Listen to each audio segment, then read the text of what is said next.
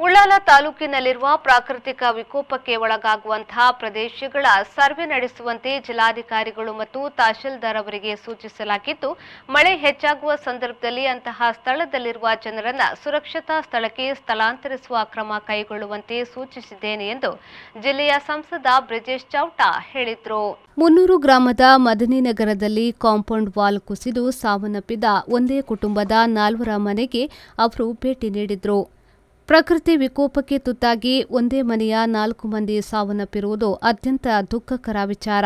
ದಕ್ಷಿಣ ಕನ್ನಡ ಜಿಲ್ಲೆ ಸಮತಟ್ಟು ಪ್ರದೇಶ ಅಲ್ಲದಿರುವ ಕಾರಣದಿಂದಾಗಿ ಮಳೆ ನೀರು ಹೋಗಲು ಸೂಕ್ತ ವ್ಯವಸ್ಥೆಗಳಿಲ್ಲದೆ ಘಟನೆಗಳು ಸಂಭವಿಸುತ್ತಿವೆ. ಆದಷ್ಟು ಶೀಘ್ರ ಸರ್ವೆ ನಡೆಸಿ ಪ್ರಕೃತಿ ವಿಕೋಪಕ್ಕೆ ತುತ್ತಾಗಬಹುದಾದಂತಹ ಮನೆಗಳ ವರದಿ ಸಂಗ್ರಹಿಸಲು ಸೂಚಿಸಿದ್ದೇನೆ ಎಂದು ಚೌಟಾ ಹೇಳಿದರು. ಅತ್ಯಂತ ದುಃಖದ ಸಂಗತಿ, ಒಂದೇ ಮನೆಯ 4 ಜನ ಪ್ರಕೃತಿಯ ವಿಕೋಪಕ್ಕೆ ತುತ್ತಾಗಿ ಮರಣವನ್ನು ಹೊಂದಿದ್ದಾರೆ. ನಾನು ಮೊದಲಿಗೆ ಕುಟುಂಬದ ಉಳಿದಿರೋ ವ್ಯಕ್ತಿಗಳಿಗೆ ಸಾಂತ್ವನವನ್ನು ಕೊಡಲಿಕ್ಕೆ ಮತ್ತು ಸ್ಥಳದ ಒಮ್ಮೆ ಪರಿಶೀಲನೆಯನ್ನು ಮಾಡಬೇಕು ಅನ್ನುವಂಥದ್ದು ಮೊನ್ನೆ ಯೋಚನೆ ಮಾಡಿದ್ದೆ. ತಹಶೀಲ್ದಾರ್ ಜೊತೆ ಮಾತನಾಡಿದ್ದೇನೆ, ಜಿಲ್ಲಾಧಿಕಾರಿಗಳ ಜೊತೆ ಮೊನ್ನೆ ಮಾತನಾಡಿದ್ದೇನೆ. ನಾನು ಈ ರೀತಿಯ ಪರಿಸ್ಥಿತಿ ದಕ್ಷಿಣ ಕನ್ನಡ ಜಿಲ್ಲೆಯ ಹಲವು ಭಾಗಗಳಲ್ಲಿ ಇವತ್ತು ನಮ್ಮ ಸಮತಟ್ಟು ಪ್ರದೇಶ ಅಲ್ಲದಿರುವ ಕಾರಣಕ್ಕೆ, ವಿಶೇಷವಾಗಿ ಮಳೆ ನೀರು ಹೋಗಲಿಕ್ಕೆ ಸರಿಯಾದ ವ್ಯವಸ್ಥೆ ಇಲ್ಲದ ಕಾರಣಕ್ಕೆ ಈ ರೀತಿಯ ಸಮಸ್ಯೆಗಳಾಗ್ತಾ ಇದೆ. ಅದಕ್ಕೆ ನಾನು ತಹಶೀಲ್ದಾರ್ ಮತ್ತು ಜಿಲ್ಲಾಧಿಕಾರಿ ಇಬ್ಬರಿಗೂ ಸೂಚನೆಯನ್ನು ಕೊಟ್ಟಿದ್ದೇನೆ. ಆದಷ್ಟು ಶೀಘ್ರ ಒಂದು ಸರ್ವೆಯನ್ನು ಮಾಡಬೇಕು. ಈ ರೀತಿ ಒಂದು ಕಷ್ಟದ ಪರಿಸ್ಥಿತಿಯಲ್ಲಿರುವಂಥ ಪ್ರಕೃತಿ ವಿಕೋಪಕ್ಕೆ ತುತ್ತಾಗಬಲ್ಲಂಥ ಒಂದು ಸ್ಥಳಗಳನ್ನು ಐಡೆಂಟಿಫೈ ಮಾಡಿ ಆ ವ್ಯಕ್ತಿಗಳಿಗೆ ಈ ರೀತಿಯ ಹೈ ಅಲರ್ಟ್ ಬರುವಂಥ ಸಂದರ್ಭದಲ್ಲಿ, ಮಳೆ ಹೆಚ್ಚಾಗಿರುವಂಥ ಸಂದರ್ಭದಲ್ಲಿ ಅವರನ್ನು ಸೂಕ್ತ ಸ್ಥಳಕ್ಕೆ, ಸೇಫ್ ಝೋನ್ಗೆ ಕೊಂಡೋಗುವಂಥ ಕೆಲಸಗಳನ್ನು ಕೂಡ ಮಾಡಬೇಕು. ಹಾಗಾಗಿ ಮಳೆ ಪ್ರಾರಂಭ ಆಗಿದೆ.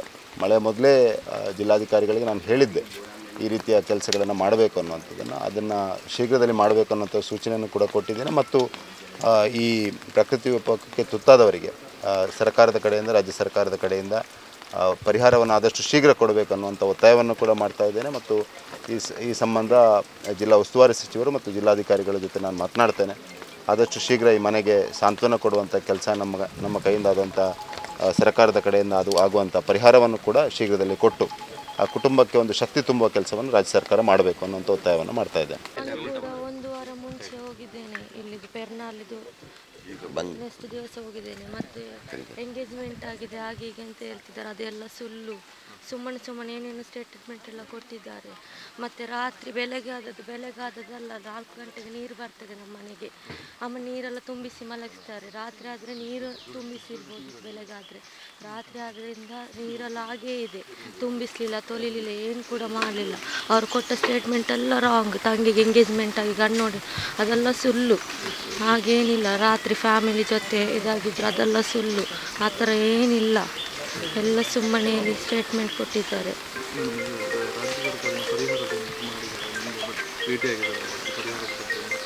ಮಾತಾಡಿದ್ದಾರೆ. ಇವತ್ತು 3 ಗಂಟೆಗೆ ಏನು ಹೇಳ್ತೀನಿ ಅಂತ ಹೇಳಿದ್ದಾರೆ.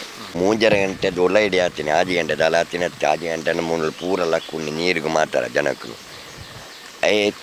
ಅದು ಅಕ್ಲೆ ಏರಿಯಾ ಎಲ್ಲ ಗೊತ್ತಾಯ್ತು. ಕತ್ತಲೆ ಆಯ್ತಾ ಬರ್ಸಲೆ ಎಡ್ಡೆ ಗಾಳಿ ಬರ್ತೈತೀನಿ 2 ಗಂಟೆ ಅಕ್ಲೆ ಆಪಲ್ಲ ಪಿದೇ ಜಪ್ಪೇರಿ ಅವು ಫ್ಯಾನಿಗೆ ಬಂದು ಉಳ ಇದ್ದೀನಿ.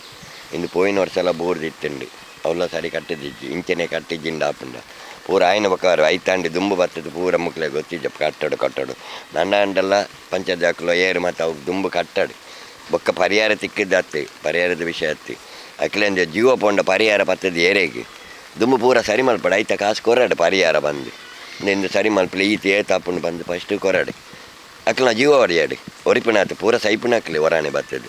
ಸೈಯಂದು ಏರ್ಲೆಪ್ಪಜಿ ಬದುಕನಾತು ಮುಳ್ತಾಕಲು ಮಲ್ತಿನಕ್ಲ ಲಕ್ಕ ಓಲ ಮಲ್ಪೋಯಿ ಓ ಊರಡ್ಲ ಇಜ್ಜಿ ಅಲ್ಲೊಂಜಿ ಸಾವು ಮಲ್ತದೇರಿ 2-3 ಸೈಡ್ ಆ ತಿಂದು ಪುಣ್ಯ ಅಲ್ಲ ಯಾಕ್ಲೆಗೆ ಅಕ್ಲ ಸ್ವರ್ಗಡುಲ್ಲ ರೀ ಅಂಡಲ್ಲ ಇಂಚ ಮಾತು ಬುಡ್ಚಿ ಬೇಗ ಒಂಜಿ ಮಲ್ಪಲ್ಲೆ ಪೂರ ಮೂಲುಂಡು ಸಾಧಾರಣ ಉಂಡು.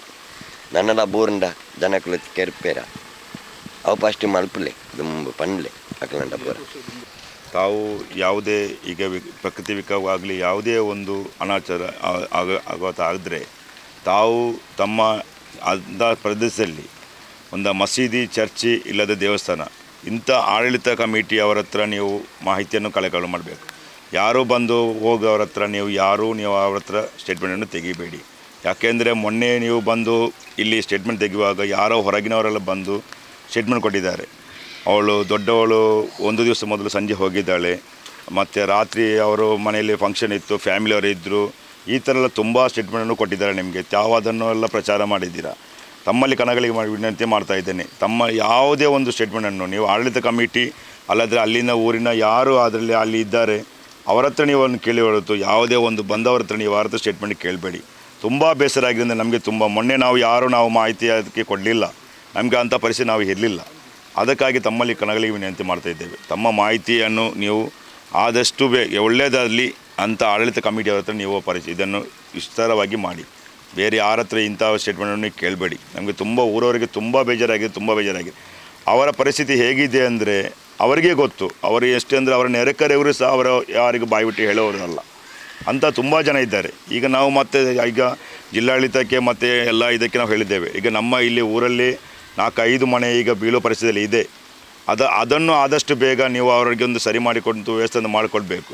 ಈ ಸಂದರ್ಭದಲ್ಲಿ ಬಿಜೆಪಿಯ ಜಿಲ್ಲಾಧ್ಯಕ್ಷ ಸತೀಶ್ ಕುಂಪಲ, ಮಂಗಳೂರು ಮಂಡಲ ಪ್ರಭಾರಾಧ್ಯಕ್ಷ ಹೇಮಂತ್ ಶೆಟ್ಟಿ ದೇಳಕಟ್ಟಿ, ತಹಶೀಲ್ದಾರ್ ಪ್ರದೀಪ್ ಕುರ್ಡೇಕರ್, ಕಾರ್ಯನಿರ್ವಹಣಾಧಿಕಾರಿ ಶೈಲಾ ಜೆ ಕಾರ್ಕಿ, ಜಿಲ್ಲಾ ಉಪಾಧ್ಯಕ್ಷ ರವೀಂದ್ರ ಶೆಟ್ಟಿ ಉಳಿದೊಟ್ಟು, ಮುಖಂಡರುಗಳಾದ ಸಂತೋಷ್ ಕುಮಾರ್ ಐಬೋಳಿಯಾರ್, ಚಂದ್ರಹಾಸ್ ಅಡ್ಯಂತಾಯ, ಅಲ್ಪಸಂಖ್ಯಾತ ಮೋರ್ಚಾ ರಾಜ್ಯ ಕಾರ್ಯಕಾರಿಣಿ ಸಮಿತಿಯ ಸದಸ್ಯ ಸಿರಾಜುದ್ದೀನ್ ಮೊದಲಾದವರು ಉಪಸ್ಥಿತರಿದ್ದರು. ಆರಿಫ್ ಕಾಲ್ಕಟ್ಟ, ವಿ4 ನ್ಯೂಸ್, ಉಳ್ಳಾಲ.